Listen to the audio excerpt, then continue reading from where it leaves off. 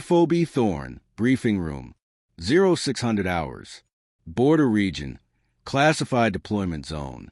The steel door slammed open with metallic clang that echoed off the concrete walls.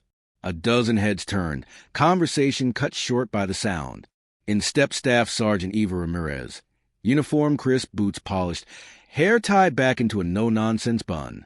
She carried herself with a stillness that felt unnatural in a room buzzing with adrenaline and testosterone. But the men didn't rise. They just stared. She was the only woman in the room. Well, muttered Sergeant Danny Polk, leaning back his chair and lacing his hands behind his head. Looks like the brass sent us a cheerleader. There was laughter, sharp, dismissive, unanimous. Eva didn't flinch. She scanned the room, spotted the single empty chair at the back of the U-shaped table formation, and made her way there without a word. Her movements were fluid, deliberate, measured. She sat, placed her field notebook flat in front of her, pen already in hand. "Do you even know how to read a terrain map, sweetheart?" Someone from the other end asked. Corporal Brent Coasley, she would later learn. Grinning. Young. Dangerous in all the wrong ways. Another voice. She's probably here to monitor our diversity metrics. More laughter. Eva said nothing. Didn't rise to it. She flipped open a notebook. Turned to a blank page. Captain Joel Brandt, their commanding officer, walked in right behind her. He was tall, lean, and carved from the kind of ambition that smelled like aftershave and self-promotion. He paused when he saw her seated. Who invited the intern? Brandt quipped, arms folded. This is a tactical operations briefing, not a recruiting poster. Eva turned her eyes toward him slowly. Staff Sergeant Ramirez, reporting as assigned. Her voice was even, controlled. The room was silent now, watching. Brandt raised an eyebrow, made a show of checking the clipboard in his hand. All right, the mysterious transfer. I thought this was a joke when it hit my desk. They didn't even send a full jacket, just a name and clearance codes. That makes me nervous. He paused, stepped forward, and stood behind her chair. You nervous, Ramirez? No, sir. Well, maybe you should be. He walked past her, casually pacing the front of the room now. This isn't Camp Cupcake. We're 4 clicks from one of the most volatile borders on the continent. My team has run 6 ops in the last 8 days. We don't babysit newbies here. We don't play social experiment. You mess up out there, people die. Eva said nothing. He stared at her a moment longer before turning his attention to the group. All right, eyes front. This one's big. He clicked a remote. The screen behind him lit up with satellite imagery. Mountain ridges, supply routes, heat signatures, the usual. But while he talked, while mission objectives were outlined and danger zones were marked, Polk leaned over toward Eva, eyes on her forearm. Her rolled-up sleeve had shifted, revealing a sliver of ink. It was black, sharp line, not decorative. What's that? He asked, squinting. A tattoo? Gotta be kidding me. Eva instinctively covered her arm with her other hand, but said nothing. Polk reached across the table and grabbed her wrist. It happened fast. The chairs scraped, people shifted. But before anyone could react, Eva twisted her arm out his grip, seized his wrist, and flipped it back. A dull thud as his hand hit the table. Immobilized. Polk gasped. Silence. Eva released him just as fast, adjusted her sleeve, and sat straight again. Brandt's voice rang out. What the hell was that? Sergeant Polk made contact, sir. Eva said coolly, I broke it. Brandt's lips tightened. He looked at Polk, then at Eva, then walked over, slowly, and grabbed her arm himself. Let's all see what's so damn important. He yanked up the sleeve. Gasps. Then silence. The tattoo was now visible to all. A sharp, angled black vulture with outstretched wings, talons curling around a set of coordinates, and below that, a date. The lines were cold. Military. Purposeful. Not art. Not aesthetic. Captain Brandt stared at it, and his face twisted with smugness. What is this? Some SEAL cosplay? Vulture Squad? Cute. He looked up at the room. Anyone ever hear this patch? Huh. Nobody said anything. Most just smirked, until the door at the far end of the room opened quietly. General Harlan Beckett stepped in. The room snapped to attention. "Carry on," Beckett said, voice quiet but resonant. He stepped toward the front. Brant made a show of clearing his throat. "Sir, just reviewing some creative ink choices from our new arrival." Beckett's eyes scanned the room briefly, then dropped to Eva's arm. Then he froze. Not outwardly, not a full collapse, but a flicker in the jaw, in the pupils, a hard blink, as if swallowing memory. He walked closer. Now the room was still again. Beckett stood across from her, looking not at her, but the tattoo. "Where did you get that?" he asked quietly. Eva held his gaze. "It's mine." "You serve with them?" "No, sir." Silence stretched again. He took a breath, then turned away, not dismissively, but haunted. Brant looked confused. "Is this significant, sir?" Beckett didn't answer.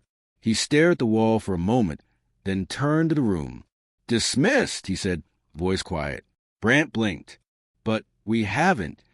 "I said dismissed." Chairs scraped again. Uncertain. Awkward.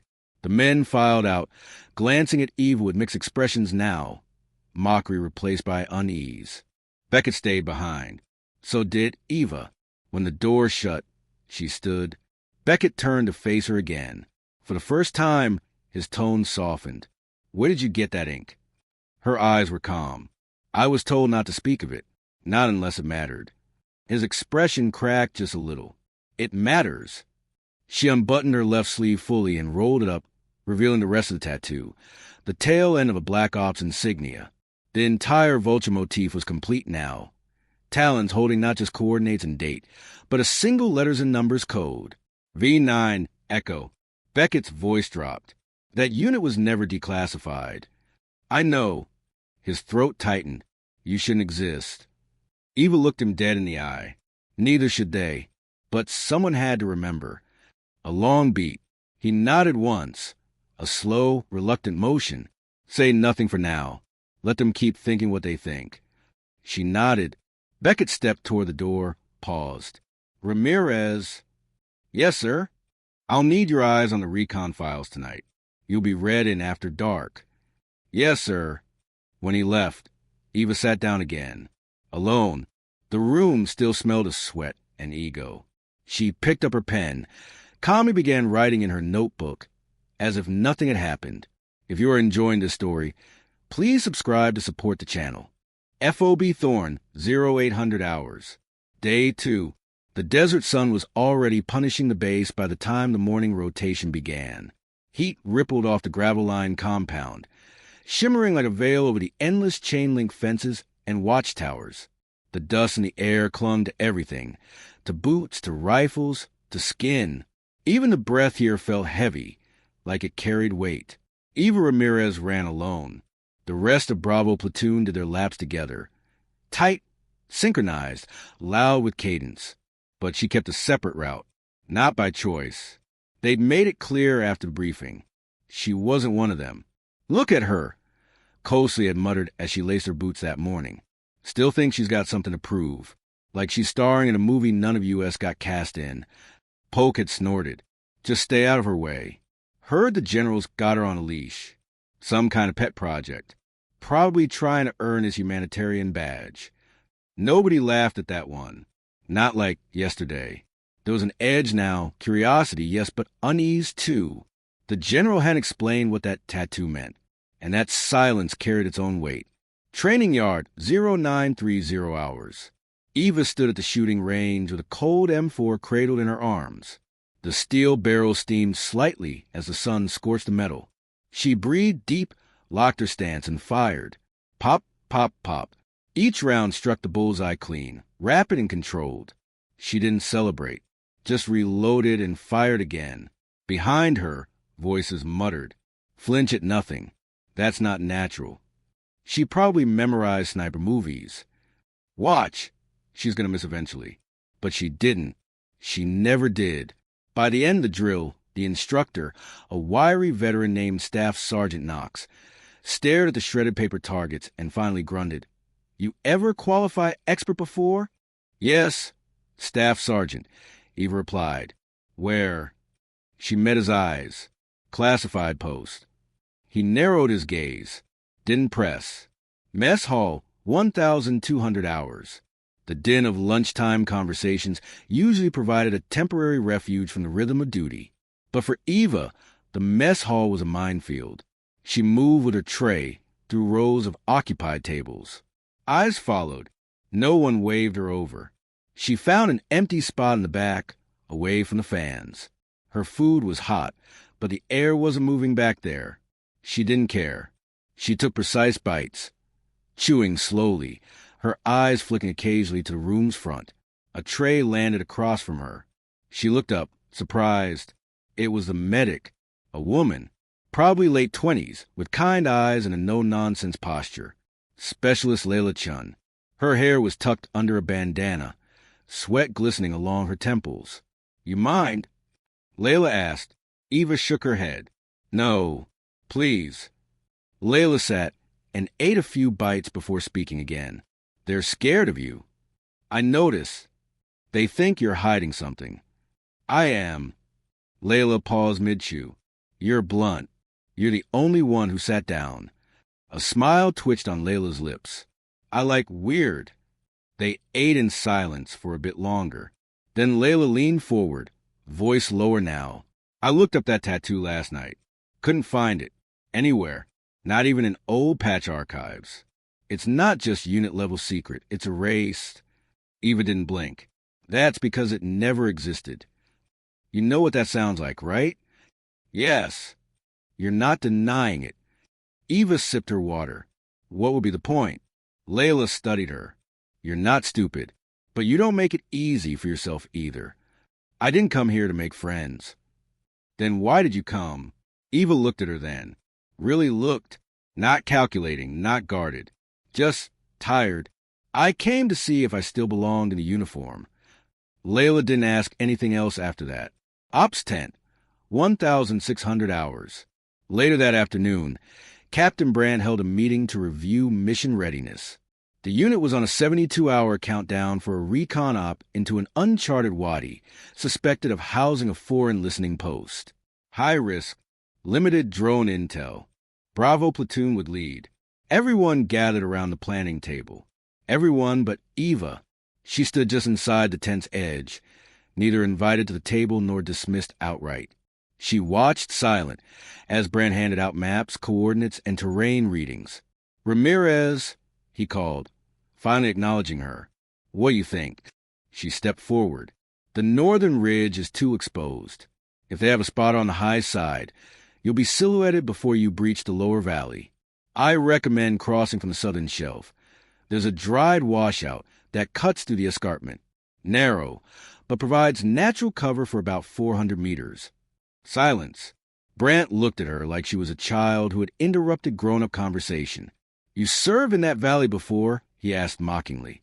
"No, sir." "Then what makes you think we didn't already plan for that?" Eva didn't flinch. "Because the map you're using is 2 months old. The washout appeared after the monsoon sweep last month. Satellite passed 2 days ago shows erosion lines here." She pointed on the tablet. "And here." Another pause. Then First Sergeant Kyle took the tablet from her hands, frowning as he compared it with the map. "She's right." Brant's jaw tightened. "Noted." He snatched the tablet back, dismissively. "You'll still be on rear comm support. Don't wander beyond your lane." Eva nodded and stepped back again, calm, but inside, her stomach twisted with quiet rage. It didn't matter that she was right. They didn't want her to be right. General's quarters, 2,200 hours. She knocked softly. "Enter," came the gravel-thick voice. General Beckett was seated at a Spartan desk. A single desk lamp cast hard shadows across the files open in front of him. "Sir," she greeted. He didn't look up right away. Instead, he flipped through a folder marked eyes only with the red slash of high classification. "Your instincts about the ridge line were sharp," he said finally. "I updated the mission path. Brant will pretend it was his idea tomorrow. I expected as much." Beckett finally met her gaze. "You haven't spoken a word about Echo 9. You told me not to. Now I'm asking." A long pause. She stepped forward slowly. "What do you want to know?" "Who trained you?" She hesitated. Not all of them made it back. But the one who carried me out of that valley when I was 4, he taught me. He taught me everything. Arturo Vega, Beckett said quietly. Eva blinked. He nodded. I thought so. I buried him. A long silence hung between them. I was under orders to classify the mission. Echo, 9 was never supposed to exist. But we both know their sacrifice wasn't fiction. Eva looked down. Her hand instinctively covered the tattoo.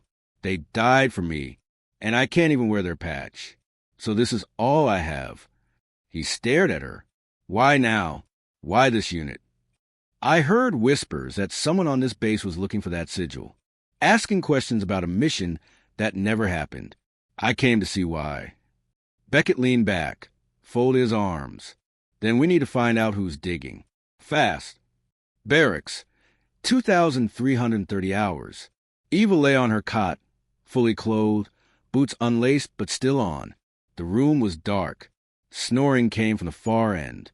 The silence between breaths felt heavier than the walls. She stared at the ceiling, arms behind her head. Then a faint shuffle. Someone passed her bunk. A shadow. Quick. Deliberate. She sat up slowly, silent. The door to the comms room clicked shut down the hall. She rose, crossed the floor without a sound. Through the narrow window of the door, she saw someone with short cropped hair and sergeant stripes at the terminal, typing something. Fast. She recognized the face. Poke, and on the screen, a familiar sigil. The Echo 9 Vulture. It flashed for a moment, then disappeared as he closed the window and wiped the terminal. Eva backed away before he noticed her. She returned to her cot, lay back down, and stared into the dark. FOB Thorn, Day 4. 0500 hours. The desert slept under moonlight, cold now where once it seared. But inside the forward base, the silence was electric. Tension simmered beneath each step. Rumors had spread like infection. The new op had shifted strategy overnight, and no one knew why, except Captain Brandt, and Eva, and General Beckett. By dawn, they were mobilizing. Eva stood at the armory, checking her rifle with silent precision. Her fingers danced over the weapon, inspecting chamber, bolt, and trigger with calm ritual. Beside her, Specialist Layla Chin watched in quiet admiration. You treat that rifle like it's a sacred object, Layla said softly. It's the only thing that doesn't lie, Eva replied.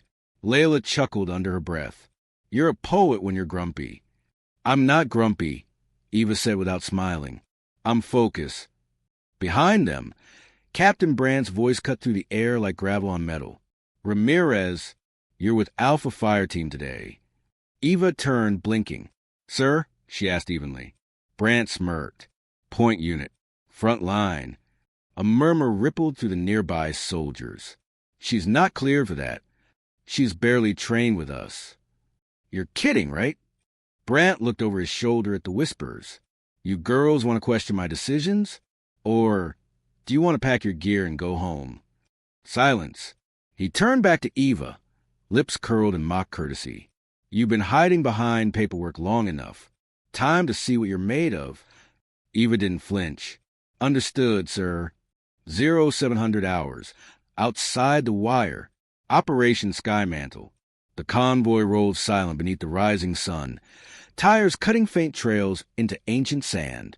3 MRAPs, loaded with Bravo platoon, pushed toward the outer perimeter of the Wadi Malik, a hostile gorge system known for housing old Soviet bunkers, smuggler tunnels, and worse.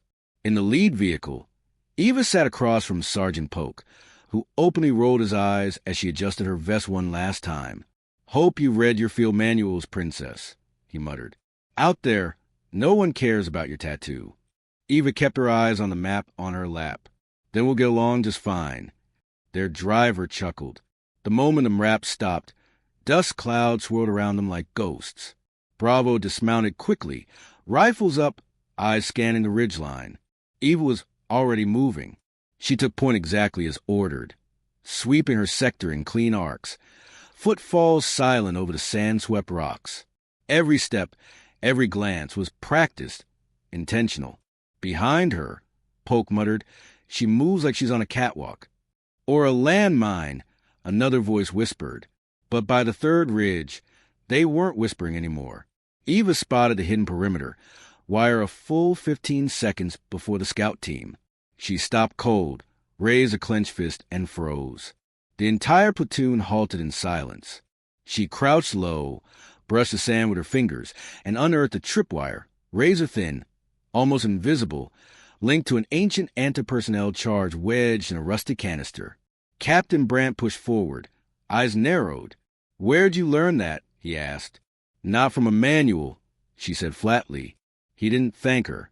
He waved the EOD forward and moved on. 0900 hours, upper ridge. The real test came on the incline. An hour into the march, under brutal heat, the unit hit rough terrain. Sharp shale, high wind, and narrow paths that demanded every ounce of balance and awareness. Eva led without slowing. Her pace was steady, focused. Behind her, Polk stumbled. Coasley cursed. "Someone tell Miss Ranger Barbie she's not auditioning for an action movie." Eva stopped. Without turning, she said, "We're 1.2 clicks from the extraction point. If you're tired now, you'll be dead by sundown." Silence followed. Then Brandt's voice rang out from the rear. "Ramirez, get your ass moving. You're not in charge." "Yes, sir." She moved again. 1,100 hours. Fire team ambush drill. They reached a plateau marked on the map as a safe zone. High visibility. Good cover. Brandt gave the order to run a live fire drill. It was standard. Simulate ambush response. Practice flanking, triage, and movement under pressure. But this drill was different. Brandt adjusted the team pairings so that Eva was isolated, given the heaviest weapon, tasked with overwatch and support with no backup. Layla frowned. "That's not regulation." "It is if I say it is," Brandt replied. The whistle blew. The scenario launched. Within seconds, simulated rounds cracked through the valley as drone-mounted speakers mimicked enemy fire. Colored paint pellets slammed into rocks, vests, and helmets. Shouts rang out. Orders barked. Eva took cover behind a boulder, rifle up, scanning the high ridgeline. 2 hostiles appeared from her 10 o'clock. She fired. Pop, pop. Paint rounds nailed both. A third came from behind. She pivoted without thinking and dropped flat, aiming over her shoulder. 1 shot. Hit. Her comm buzzed. Brandt's voice. "Ramirez, reinforce Alpha's north flank." "Copy." She moved, low, fast controlled. She found Coasley behind a ridge wall, pinned down, paint rounds splashing around him. "You?" he asked, eyes wide. She dropped beside him, returned fire. "Yes." "Stay low." Together. They took the position, cleared the rest of the ridge, and marked the zone secure. Debrief, 1,230 hours. The platoon circled around the LZ, dripping sweat, paint, and dust. Some had bruises. Others had fresh respect. Captain Brandt stood at the front, arms folded. "Well, that was sloppy," he began. "Too many bad angles. Too much exposure. Coasley nearly got taken out, if not for dumb luck. Ramirez..." He looked at her. She stood still, breathing calm, rifle slung over her chest. "You took initiative, but you weren't assigned Coasley support. I was closest to his position. He was pinned. You broke formation." "I neutralized the threat, sir." He stepped toward her, jaw tight. "Do not mistake effectiveness for obedience." Eva didn't blink. "No, sir." The air in the circle was tense. But before Brandt could say more, General Beckett's Humvee rolled into the clearing. All eyes turned. Beckett stepped out slowly, his silver hair untouched by the heat, his presence dragging silence like a shadow behind it. He walked straight to the formation, his eyes sweeping over the men, then stopping on Eva. "Captain Brandt," he said, not looking at him. "Run the files again for the ridge approach tomorrow. You missed a terrain washout." Ramirez caught it. Brandt's lips parted. "Yes, sir." Beckett turned to Eva. "You did well out there today." "Thank you, sir." He nodded, then looked around at the others. "This isn't about rank or politics. It's about results. If someone saved your life in the field, you don't ask where they came from. You say, 'Thank you.'" Silence. Brant stared daggers at Eva, but said nothing. 1,400 hours, med tent. Eva sat on a cot as Layla cleaned a shallow cut on her arm. You didn't flinch once out there, Layla murmured. Not even when Cosley almost shot you in the foot. He was scared. You weren't. Eva looked at her. Fear isn't the same thing as panic. Layla exhaled, tying the bandage. They're not saying it, but they saw it. What you did. How you moved. They don't know what you are, but they know it's something. Eva stood. Let them wonder. FOB Thorn, Day 5. 200 hours. The explosion shook the walls like thunder ripping through steel. Eva jolted awake, instincts already moving before her mind caught up.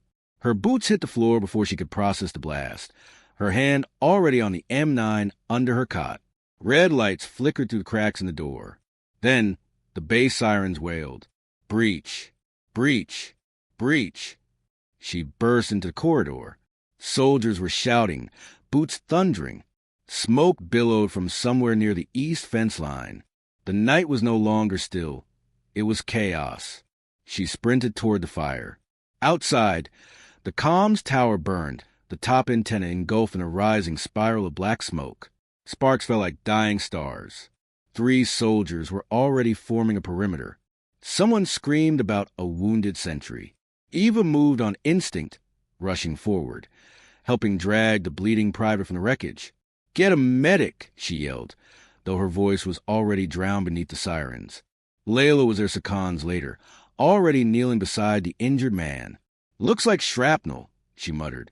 Shoulder and leg. Eva's eyes swept the base, not toward the blast, but away from it. The gate, the blind spots. She didn't believe in distractions. 0400 hours, command tent.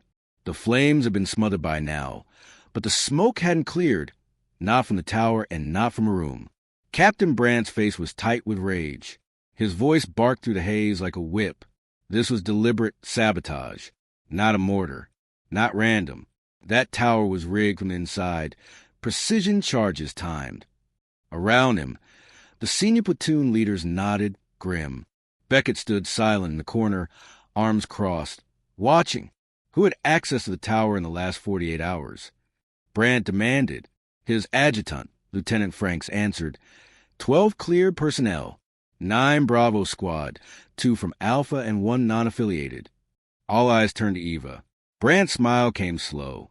Cold. Staff Sergeant Ramirez, he said, voice edged with mock civility. Care to explain what business you had near the comms facility yesterday morning? I was verifying the signal latency on the forward drones, she said, calmly. General Beckett requested telemetry. Brandt's gaze flicked to Beckett. The general gave a slow, unreadable nod. Convenient, Brandt said, turning back to her. Did you enter the tower itself? I entered the base of the relay for visual inspection. I logged it. Except, Franks interjected, there's no signature on the log entry. It's just a timestamp with no ID. Could have been anyone. I scanned my card. Then why didn't it register? Eva didn't answer. Her jaw tightened. Beckett finally spoke. I'd like to see the camera footage. Franks nodded. Already pulled, sir. He tapped his tablet. A screen flickered to life on the wall, grainy black and white surveillance footage. It showed someone approaching the tower, indistinct in the low light, wearing regulation fatigues. Hair tied up. The figure scanned a card, paused, and entered. Is that you, Ramirez? Brandt asked. Eva stared. The image is too blurred to confirm. Really?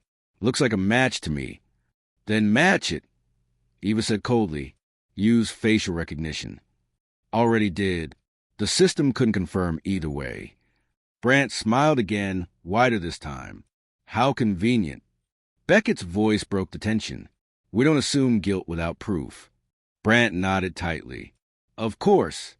But until we know more, I recommend Staff Sergeant Ramirez be relieved of duty and confined to quarters. A murmur ran through the room. Eva turned her eyes to Beckett. She didn't plead. She didn't flinch. Just waited. The general stared at her a long moment, then nodded. Temporarily. Quarters only. No restraints. Eva saluted. Understood. 0700 hours. Barracks. Under watch. Her weapons had been confiscated. Her comms disabled.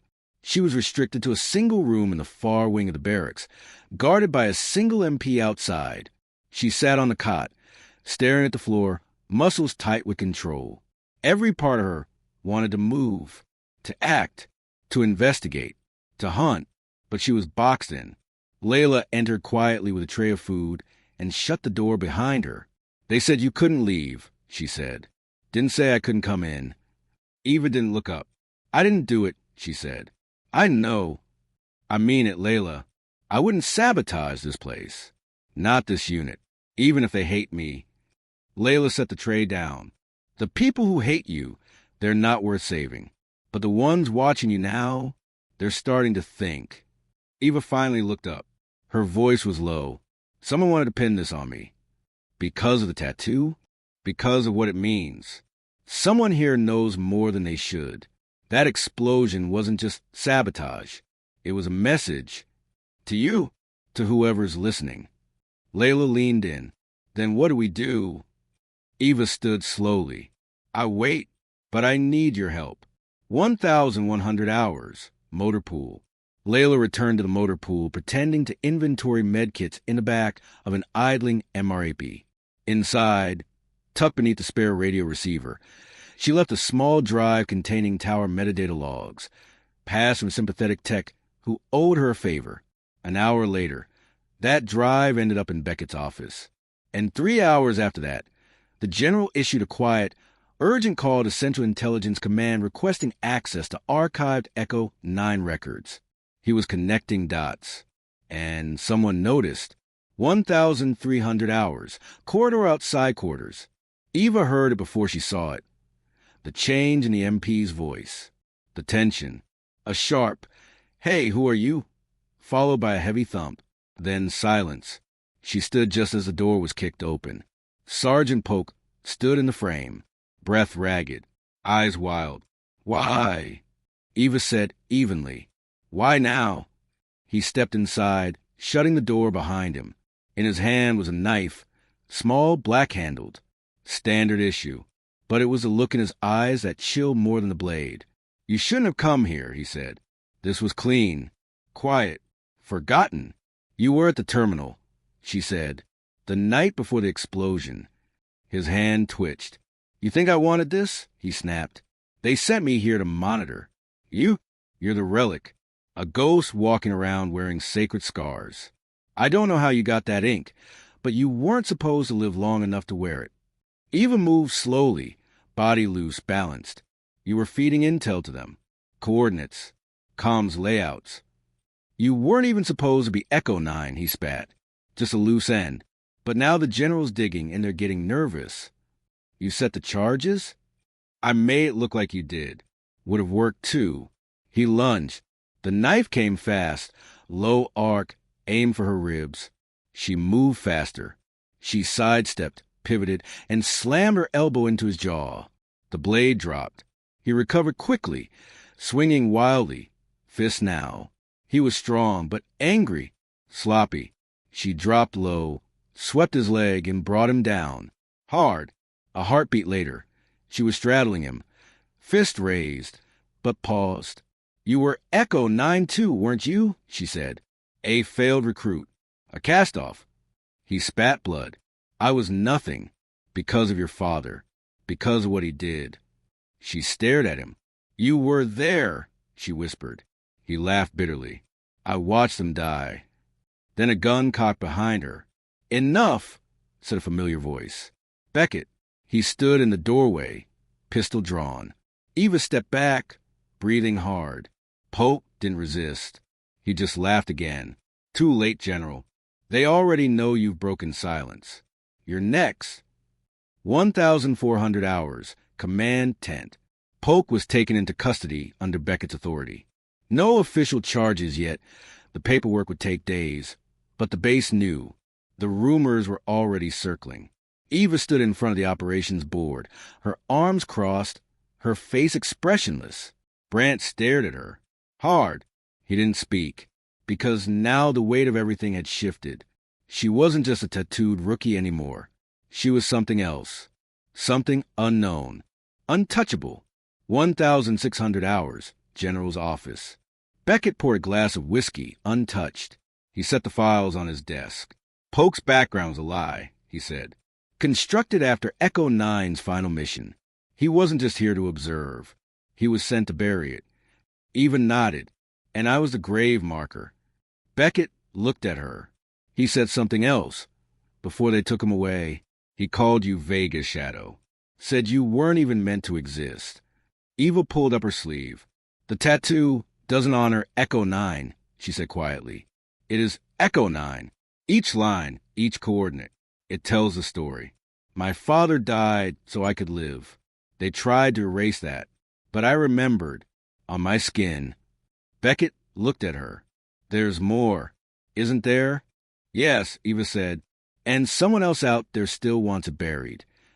FOB Thorn, day 6, 0430 hours. The desert was still again, for the first time in days.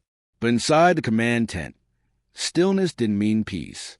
General Beckett stood at the center of the room, surrounded by screens, grainy photos, torn mission reports, blacked-out names, and files that had been buried under so many layers of clearance they practically glowed with red tape. In front of him, Eva stood in silence, watching the final fragment of her past being unearthed and laid bare. It's all here, Beckett said quietly, tapping a digital file. Echo 9's last mission. Codename Black Ember. Officially, it was a hostage retrieval op, but the actual objective was you. Eva said nothing. Beckett turned to face her. You were the daughter of an informant, a local embedded with our team during the border conflicts. Your father betrayed the warlord to save his family and paid for it. He wasn't my real father, Eva said softly, but he was the only one I knew, until Vega. Beckett nodded. Major Arturo Vega, team leader. Call sign, Vulture 9. He made a call. Against orders. He took you and ran. Held off the enemy while the rest of Echo 9 extracted. Died covering the retreat. I remember his arms, she said, voice catching. Around me, blood, sand. His voice telling me not to move, even as the mortars fell. Beckett's jaw tightened. We classified the entire mission. Echo 9 was declared Kia, unofficial, buried, erased. The Pentagon couldn't risk a scandal. A team going rogue to save a child? It wasn't part of the narrative. He looked at her. But you lived.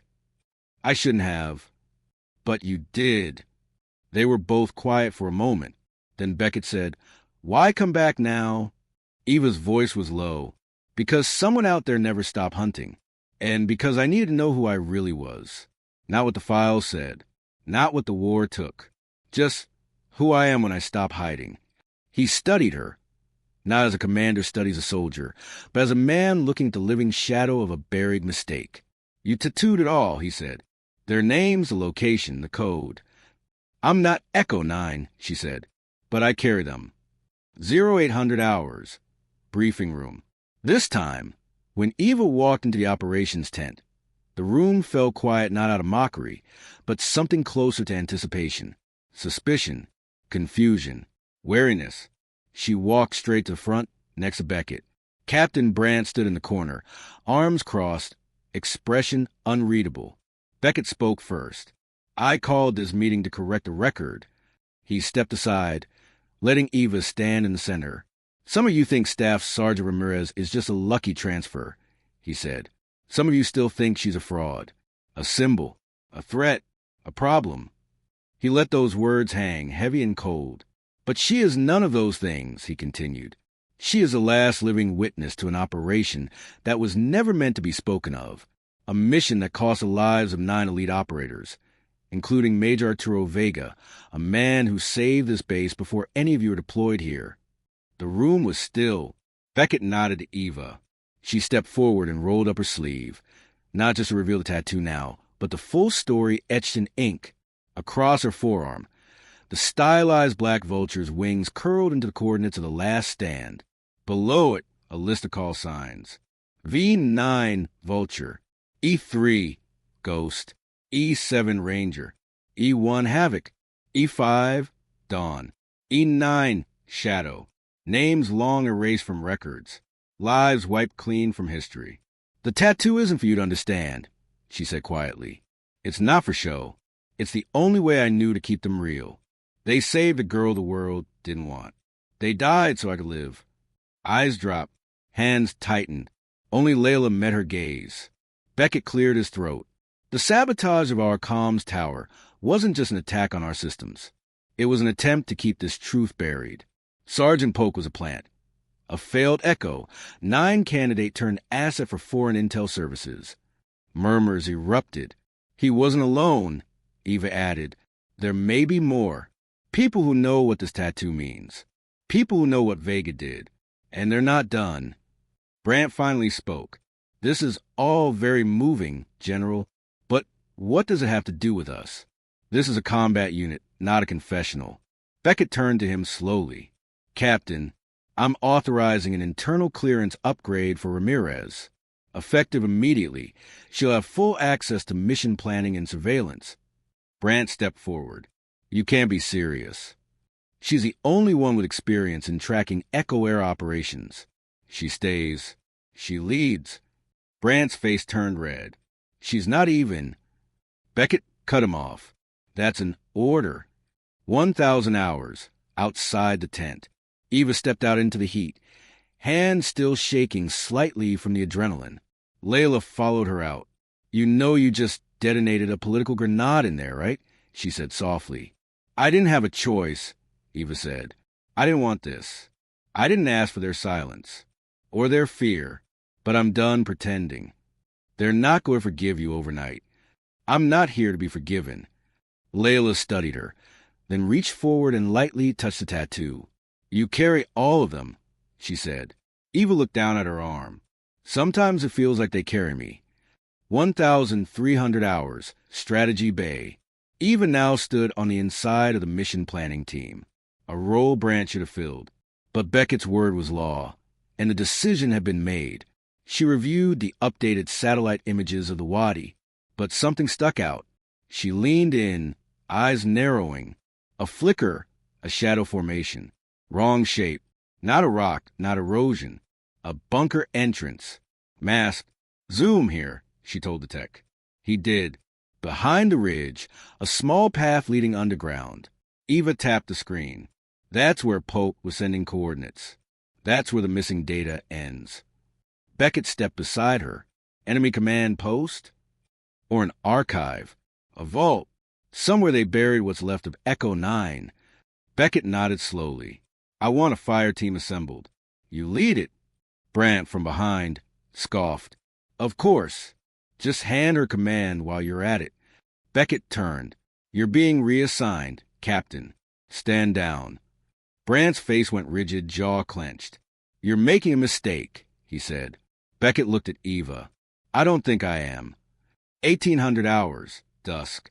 As the sun sank beneath the mountains, painting the sky in bruised purple and gold, Eva stood outside the barracks, watching the stars blink to life. Footsteps approached. She didn't turn. Cosely, she said flatly. The corporal hesitated behind her. Just wanted to say, he paused. I didn't know about any of it. You didn't need to. I was wrong. About you. She finally turned to him. Don't be sorry, she said. Just be better. He nodded once and walked away. Layla appeared beside her a moment later, watching him go. Didn't think he had it in him. They all have it in them, Eva said. They just need to see a ghost. 2,000 hours, General's quarters. Beckett sat alone at his desk again, the lights low. He opened a box, old, wooden, worn. Inside was a single Echo 9 patch, stitched and faded. He hadn't looked at it in years. He placed it on the table beside Eva's updated mission map. I'm sorry, old friend, he murmured. She deserved better than this world. He closed the box. Outside, somewhere in the darkness, the desert waited. FOB Thorn, day 7, 0330 hours. Darkness blanketed the base like a heavy shroud. Only the moon illuminated the convoy rolling out through the steel gates. 3 camouflage Humvees, low-lit, silent. Engines hummed like war drums deep in the chest. Inside the lead vehicle, Eva Ramirez sat in the commander's seat, helmet low, night vision goggles clipped to her vest. This time, no one questioned why she was leading. No one dared. Behind her sat a 5-person fire team, handpicked by General Beckett. Not the ones who'd mocked her. These were soldiers who'd watched her move, listened when she spoke, and followed her in drills without waiting for orders. Layla Chin was beside her in the passenger seat, eyes alert. "You good?" Eva asked, glancing over. "As good as I can be with a target on our back." Layla replied, "How about you?" Eva tightened her gloves. "I've carried ghosts through worse." 0400 hours, 2 clicks from objective. The convoys stopped beneath the rise of a jagged sandstone ridge, shielded from satellite view by natural cover. From here, they would proceed on foot. Eva gathered the team around the rear of the vehicle. She unrolled a digital map and projected the target zone using a mini-drone's live feed. The cave system was barely visible, a slit in the rock wall, heavily obscured, but unmistakably unnatural. "This," Eva said, pointing, "is where Polk was sending encrypted files. Satellite pings went dark here 2 weeks ago. Long-range comms were jammed every time a drone passed overhead." "Tunnel?" asked Corporal Drexler, the demolitions expert. Eva nodded. "An old Cold War listening post. Soviet design, reinforced interior. Think steel and concrete buried under sand." Private Khan spoke next. "Intel on enemy presence?" "Unknown," Eva said. "Could be a ghost town. Could be waiting for us. Either way, we keep it quiet. No flash, no metal on metal. Silent entry, recon, extract. We're not here to fight a war." Drexler cracked his knuckles. "But if war finds U.S.?" Eva met his eyes. "We finish it." 0430 hours. Approach. The team moved like shadows, weaving through wind-carved ravines and moonlit brush. The sand crunched softly under their boots. No one spoke. Eva led the way, scanning every rise and cut with the instincts of someone born in this terrain, not biologically but spiritually. Her memories of that last mission with Echo, 9 weren't vivid, but her body remembered, muscle memory carved by loss. The wind picked up. A sudden gust whipped sand across their goggles. "Eyes on the ridge," whispered Khan. Eva raised her scope. 2 figures. Stationary. Watching. She raised her hand, signal to freeze. The guards were positioned to observe the approach.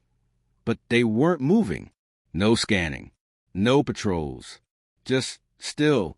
Too still. Eva and Drexler crept forward, low to the ground, until they were within 10 meters. Then she saw it. Blood. Dried. Soaked into the sand below them. Both guards were already dead, propped up in sitting positions, helmets shadowing their lifeless faces. Layla arrived just behind them, breathing low. Whoever they were waiting for already came. Eva's jaw clenched. "Let's move." 0500 hours. Inside the tunnel. The entrance to the bunker yawned open like the throat of a grave. They breached quietly, Drexler disabling an ancient tripwire rigged with Soviet-era explosives. The tunnel descended deep into the earth, lined with rusted metal bullet holes and symbols scrawled in faded Cyrillic. The air was cold here, unnaturally so. Inside, the bunker split into 2 wings. Eva split the team. Khan, Drexler, sweep the left hall. Layla with me. They moved swiftly. As Eva and Layla crept deeper, their flashlight beams traced old murals, military maps, disintegrating desks, files shredded and burned. But something caught Eva's eye, a door marked with an unfamiliar insignia. She approached. The lock was new, high-tech, recent. A code panel blinked red. Layla leaned close. Not Soviet. This was installed in the last year. Eva placed her palm on the steel and whispered, V9 Echo. The panel blinked. Then it opened. 0505 hours, the archive. The room beyond was pristine.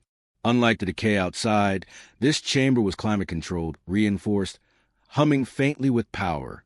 Inside, digital screens lined the walls. A central table projected a 3D tactical globe, showing not just Thorn Base, but surrounding American and foreign outposts. Someone had been watching them.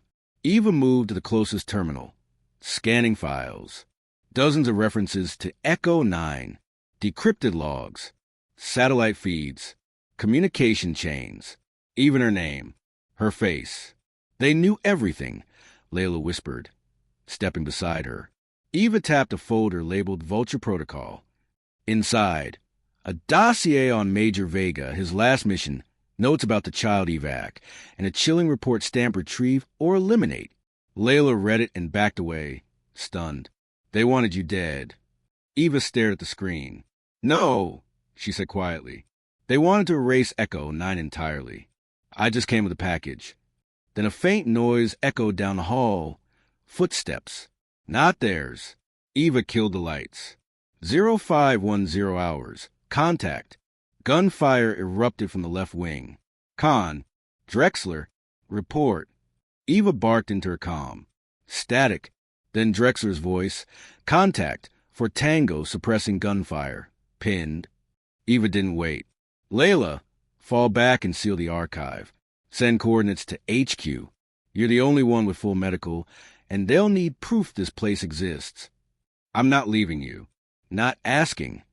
Eva sprinted down the corridor before Layla could respond.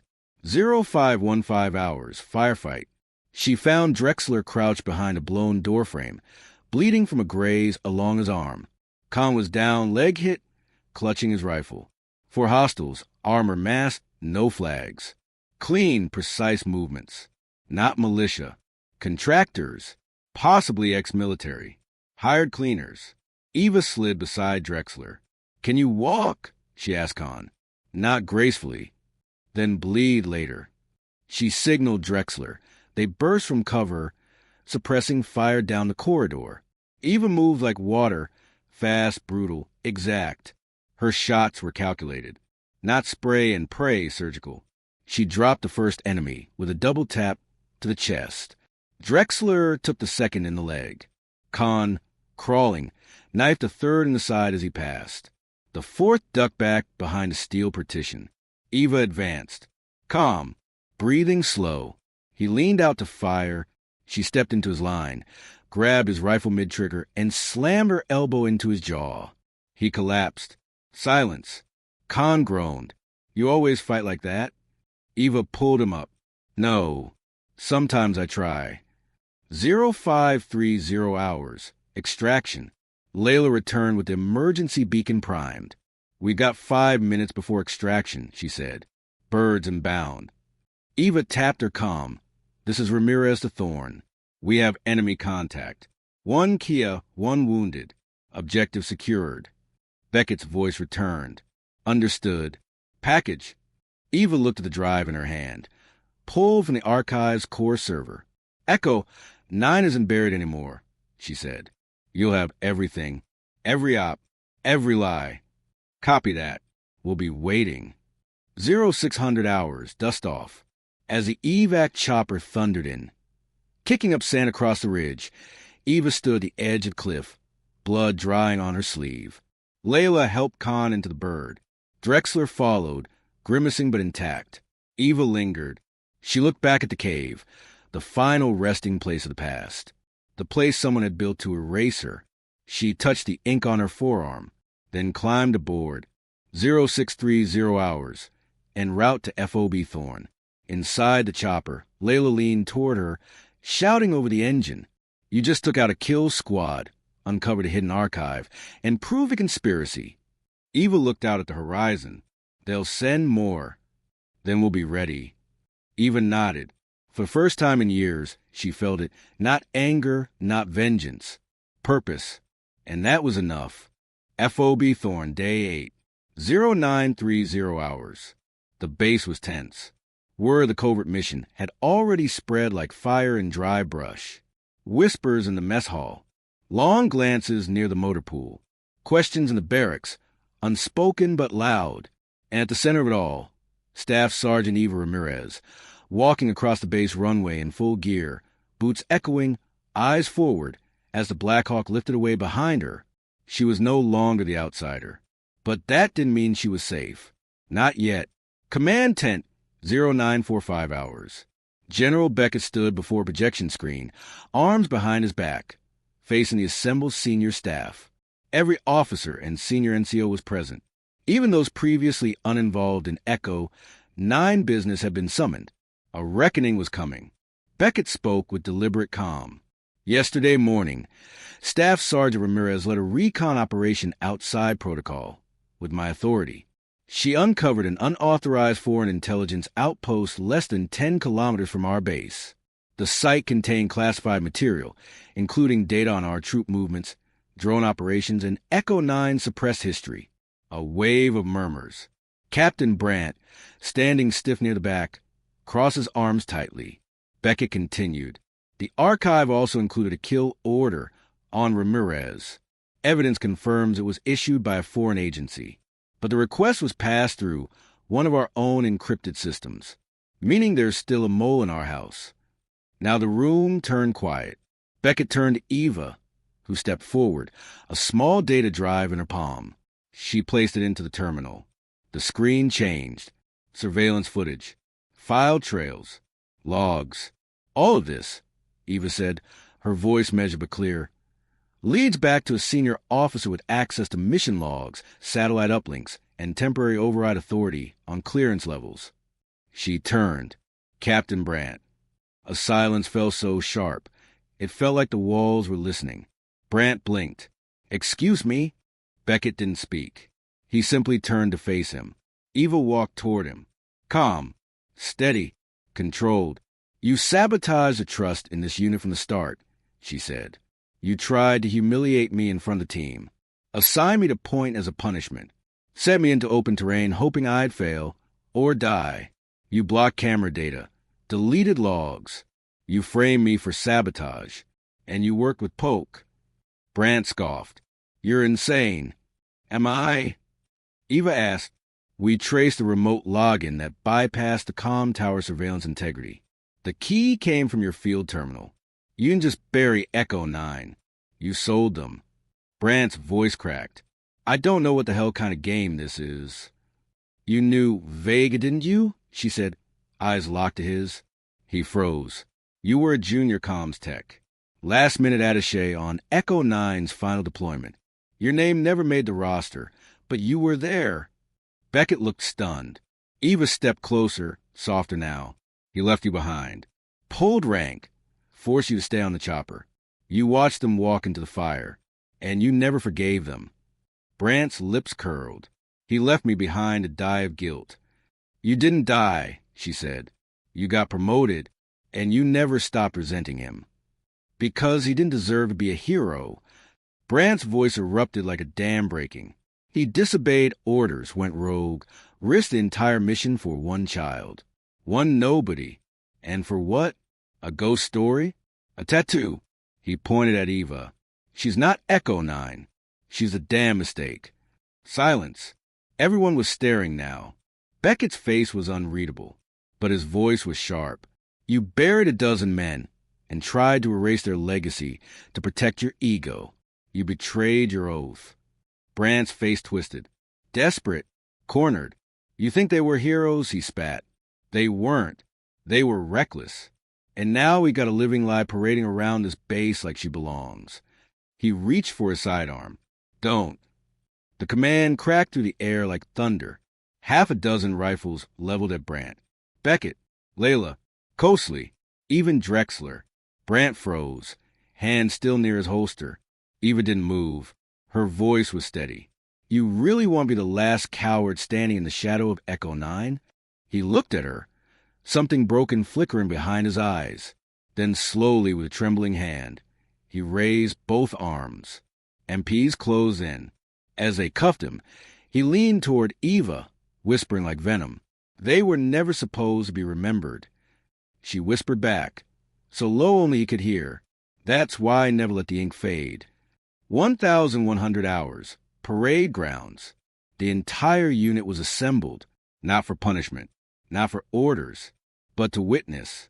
General Beckett stepped forward. His voice was quieter this time, not weak, just waited. For years, the names of Echo 9 were erased, their medals unawarded, their action classified. They died believing they'd vanished from history. But they didn't, because someone remembered. He looked at Eva. She was mocked, doubted, dismissed, but she carried the burden anyway, not for glory, but for them. Eva stepped forward. Every boot step echoed.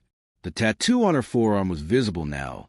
Sleeves rolled up, no longer hidden. Beckett faced the formation. If he ever doubted what this tattoo meant, understand now, it's not for vanity. It's not for rank. It's a memorial, carved in flesh, carried in silence. Layla stood beside Eva now.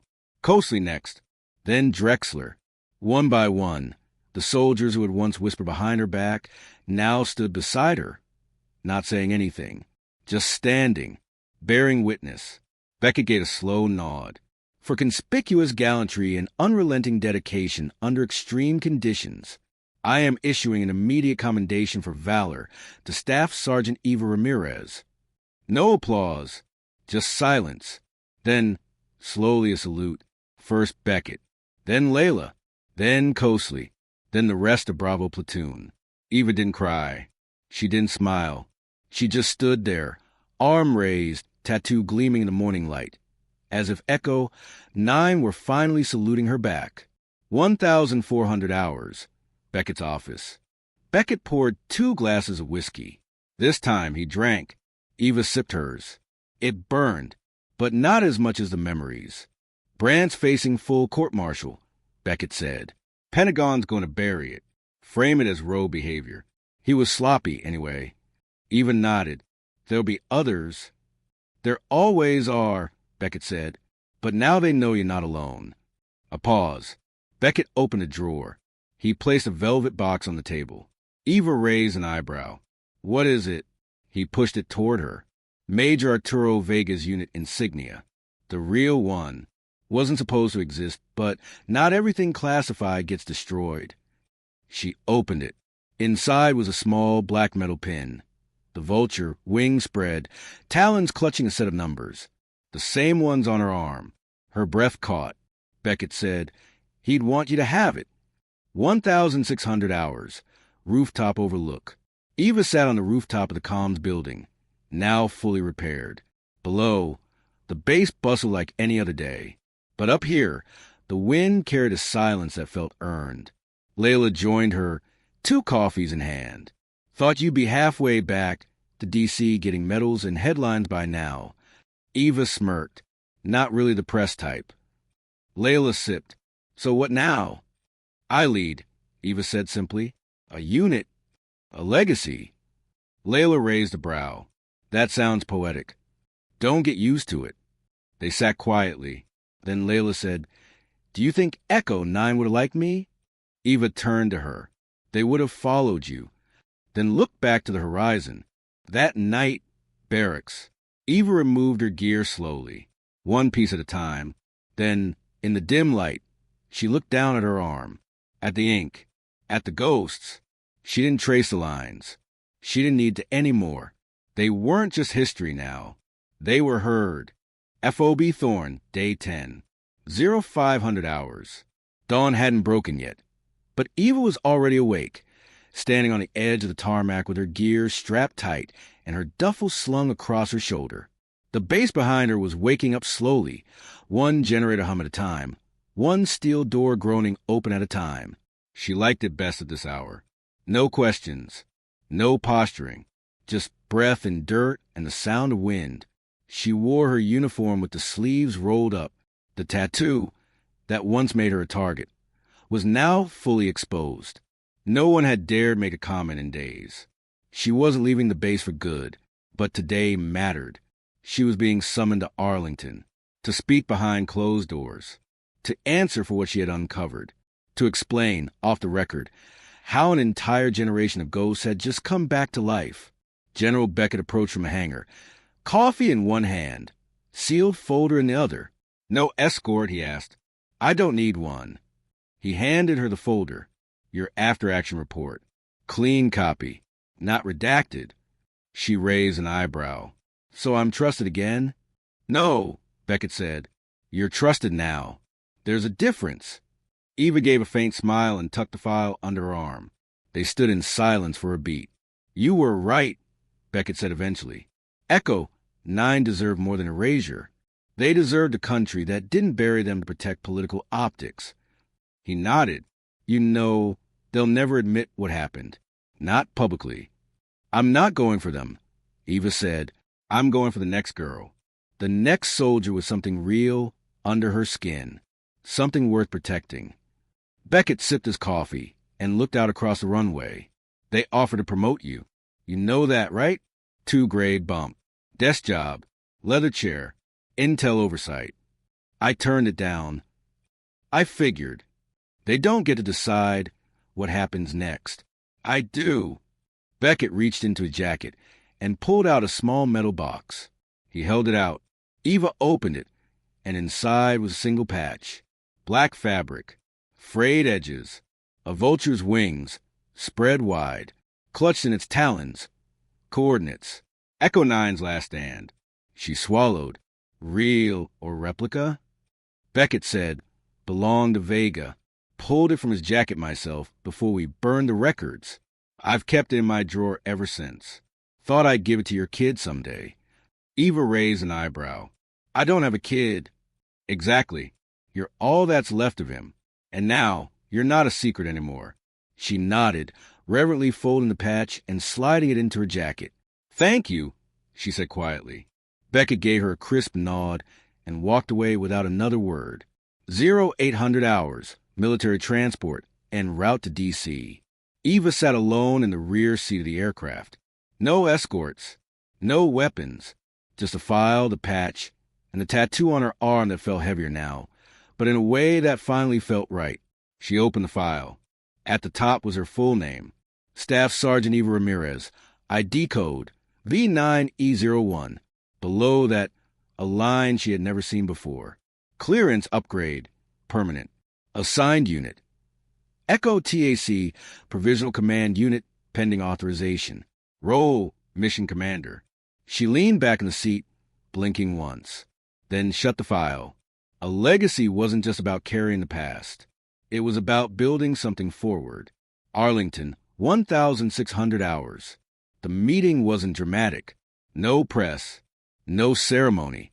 Just a closed-door debrief with 4 men in suits and a woman from Joint Command who didn't speak once. Eva laid out the mission, the findings, the sabotage, the mole, the cover-up. She didn't editorialize. She didn't plead. Just the facts, the blood, and the names. At the end, one of the men, older, tired-looking, tapped the table once. "No official record of this meeting exists," he said. "Understood," he replied. "But unofficially," he continued, "if this unit were to exist, and if its surviving operator had tactical command experience and a legacy tied to its origin, that person might be the logical one to shape its rebirth." Eva stared at him. "You're asking me to lead a ghost unit?" He gave a thin smile. "Ghosts don't stay buried forever. Not if someone's still listening." She nodded once, then stood, and left without waiting for dismissal. FOB Thorn. 3 days later. The sun beat down harder than usual when she returned. A different kind of heat, like the desert knew something had changed. Eva stepped off the transport in full gear, but now the name on her chest had been updated. Ramirez E9. Below it, newly stitched, was a black patch with no official registry. Just a vulture. Just the coordinates. As she walked across the tarmac, soldiers straightened without thinking. Not salutes, but acknowledgement. Layla met her near the barracks with a grin and a file of her own. "They send your orders ahead," she said. Eva took the file, flipped it open. It was thin, just 2 words on the cover. Echo TAC initiation. Below that, 6 open slots.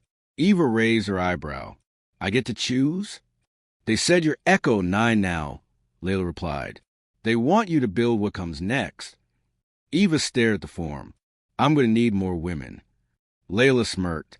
"They're already asking." 2 weeks later, off-grid training site, undisclosed location.